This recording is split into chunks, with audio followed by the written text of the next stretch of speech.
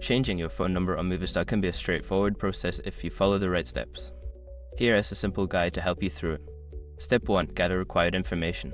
Before starting the process, make sure you have all necessary information at hand. This includes your current phone number, personal identification, and any account details related to your Movistar service. Step 2. Visit the Movistar website or app. Go to the official Movistar website or open the Movistar app on your device. Look for the section related to account management or customer service, where you can find options for changing your phone number. Step 3. Log into your account. Enter your login credentials to access your Movistar account. If you do not have an account, you may need to create one using your current phone number and personal information. Step 4. Navigate to phone number change option. Once logged in, find the option for changing your phone number. This may be located under account settings or personal information. Click on it to proceed. Step 5. Follow the instructions. Before starting recovery, use the s.com link in the description to open the account recovery checklist generator and make sure your verification details are ready.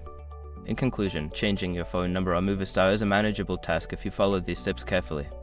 If you encounter any issues, don't hesitate to reach out to Movistar customer support for assistance.